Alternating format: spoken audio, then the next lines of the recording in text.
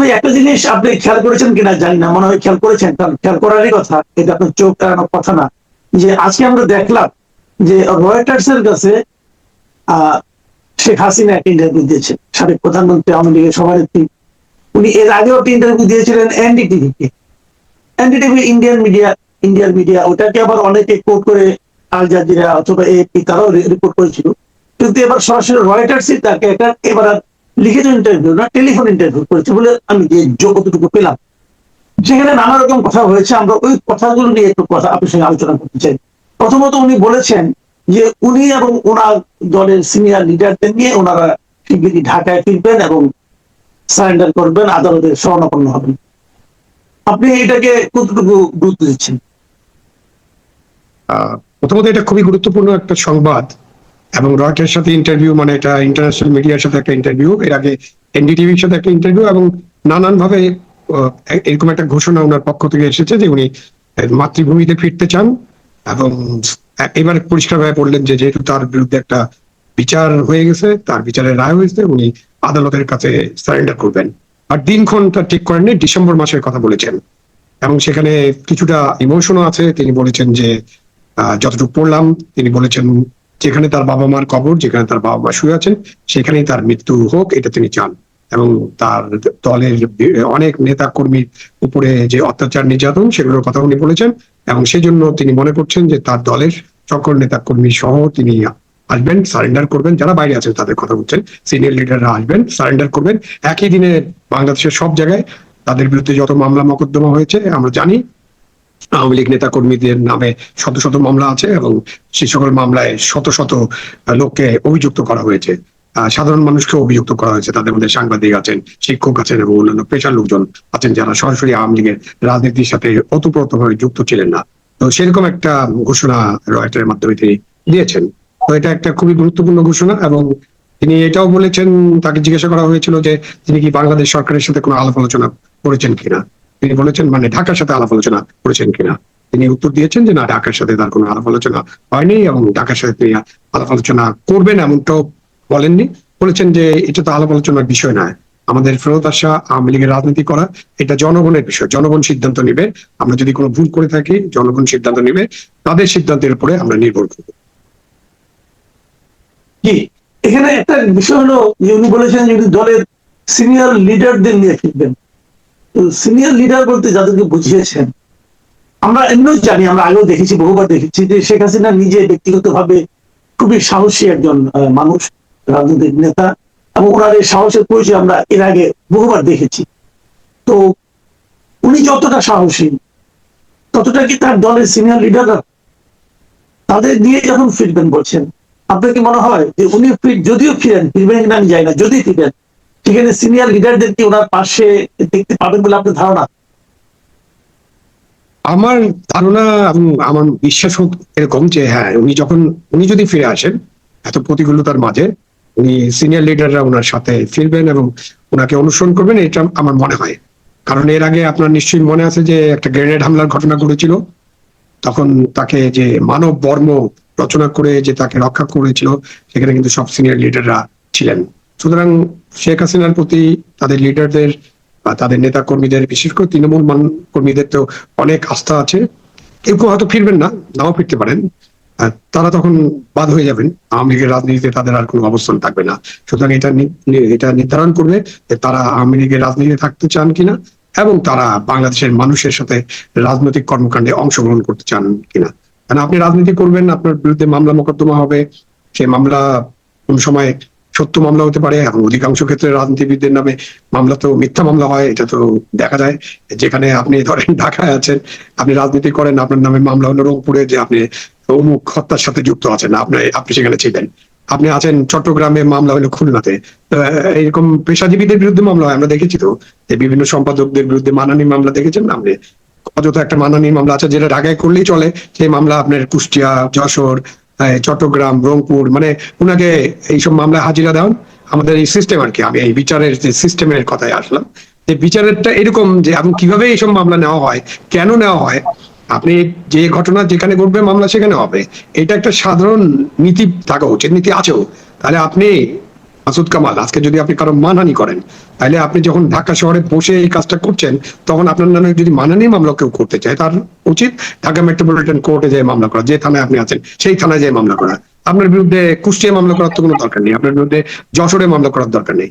বাংলাদেশের আমরা তো অনেক ধরনের সংস্কারের কথা শুনেছি, অনেক কিছু পরিবর্তনের কথা শুনেছি, স্বাধীনতা 2.0 এসব শুনেছি, আপনার আমাদের জাতীয় পতাকা পরিবর্তনের কথা শুনেছি, জাতীয় সঙ্গীত পরিবর্তনের কথা শুনেছি, সংবিধান ফেলে দেওয়ার কথা শুনেছি। সবই শুনেছি যে আমরা নতুন ভাবে অনেক কিছু করতে চাই। কি নতুন করতে চাই? একটাই জিনিস, যে এতদিন যে ফ্যাসিবাদী শাসন ছিল, এতদিন ধরে বাংলাদেশে যে অগণতান্ত্রিক ব্যবস্থাগুলো চালু আছে, যেসব জিনিস আমাদের জাতির যে উন্নতি, সেই উন্নতির পথে বাধাগ্রস্ত হয়ে আছে, বিশেষ করে পলিটিক্যাল যেসব জিনিস, সেগুলোতে আমরা পরিবর্তন আনবো।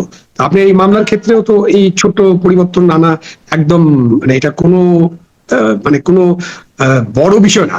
এটা আমাদের আইনের যে যে আইনের অধীনে মামলাগুলো হয়, আমাদের যে প্যানাল কোড আছে এবং আমাদের যে মামলার পরিচালনার যে সমস্ত নীতিমালা আছে, সেই সব অনুযায়ী ওখানে একটা পরিবর্তন আনলে হয়, ভাই যার নামে যে মামলা সেইখানে করতে হবে। অযথা একজনের নামে মামলা বিভিন্ন জায়গায় করা চলবে না, আপনাকে ওই জায়গায় যে মামলা করতে হবে, ওখানে উকিল আছে, ব্যারিস্টার আছে, তাদের সাথে নিয়ে মামলা করেন। জি, আমরা আমরা জানি যে উনি ভারতে আছেন, ভারত সরকারের কাছে উনি আছেন, এবং ওনাকে খুব স্বাধীনভাবে কোথাও চলাফেরা করতে দেখা গেছে, এমন খবরও কিন্তু আমরা গত 2 বছরে পাইনি। তো মানে উনি ভারত সরকারের কাস্টডিতে আছেন অথবা নিরাপত্তার মধ্যে আছেন, খুব বাইরে বেরোচ্ছেন না। এর মধ্যে উনি বিদেশি একটা মিডিয়াকে ইন্টারভিউ দিলেন, রয়টার্স এর মতো একটা মিডিয়াকে। আপনার কি মনে হয় যে এই ইন্টারভিউ পেছনে ভারত সরকারের কোনো ভূমিকা আছে?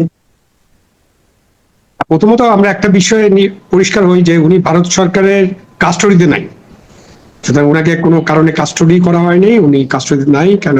উনি ভারত সরকারের কোনো আইন লঙ্ঘন করে ভারতে প্রবেশ করেন নাই, শুধু অনাধিকার প্রবেশের জন্য উনি কাস্টডিতে নেওয়ার বা তার নামে মামলা করার যে সুযোগ ছিল সেটা নেই।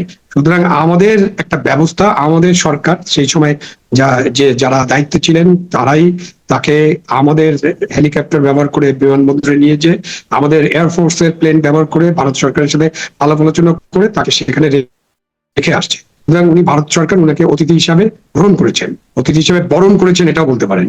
এবং ভারতের সরকার এবং ভারতের সমস্ত রাজনৈতিক দল এই বিষয়ে তাকে যে আতিথ্য দেওয়া হয়েছে এই বিষয়ে তারা একমত হয়েছেন।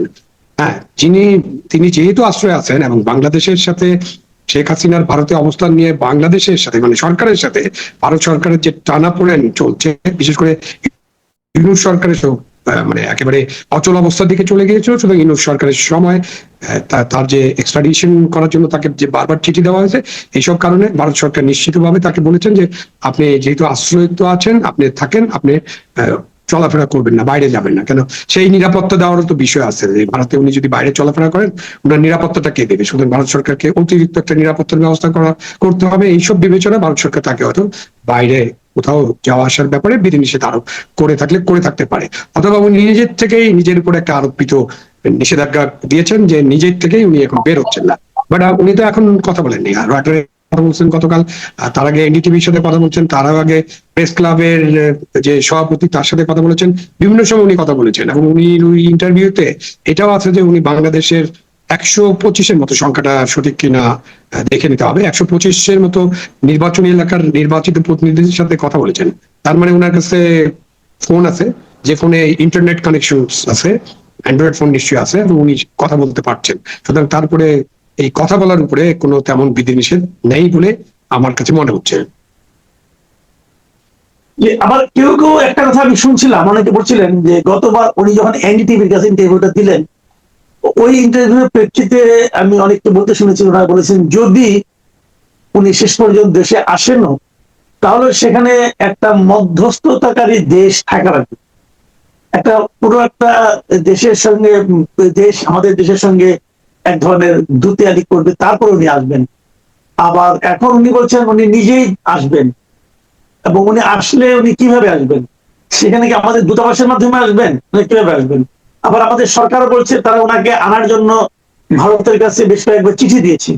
এই কথাটাও দেখলাম যে এই ইন্টারভিউ শেখ হাসিনা উল্লেখ করেছেন যে ওরা চিঠি দিয়েছে আমাকে নেওয়ার জন্য, না আনা হবে, তারা চেষ্টা করছে, দরকার কি আমি নিজেই যাব, যে আমি ফেস করবো। এবং উনি এখানে এই কথাটাও বলেছেন, এটা নিয়ে আপনি একটু বলেন। তিনি বলেছেন যে দীর্ঘ সময় ক্ষমতায় থাকতে পারে কিছু সমস্যা হতেও পারে, আমাদের হয়তো হয়েছিল, এই কথাটা কিন্তু ওনার ইন্টারভিউ এক জায়গায় দেখলাম।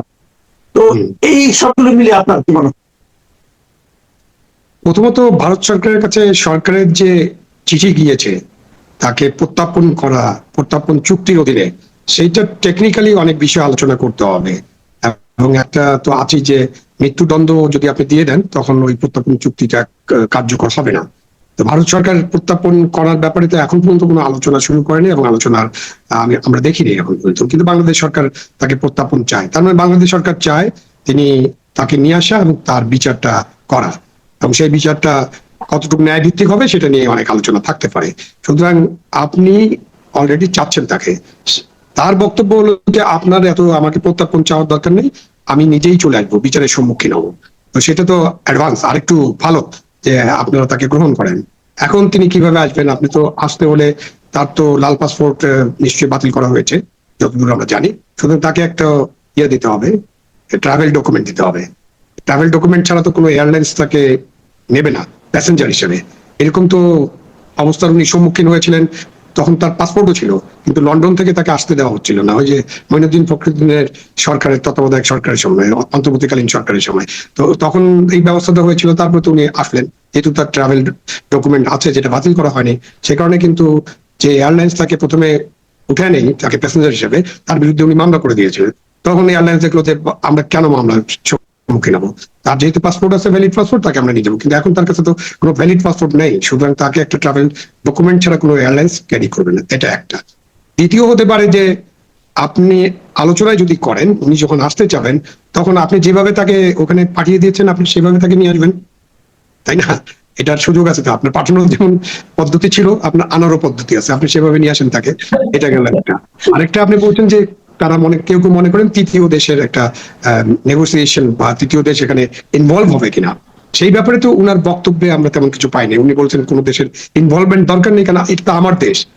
আরেকটা আইনগত জিনিস হলো যে তার নাগরিকত্ব তো আপনি বাতিল করেননি এখনো, তো she is very much Bangladeshi citizen, এবং যে কোনো বাংলাদেশের নাগরিকের তার দেশে ঢোকার একেবারে সাংবিধানিক অধিকার আছে, তার একটা ব্যক্তিগত অধিকার আছে, তার একটা জন্মগত অধিকার আছে।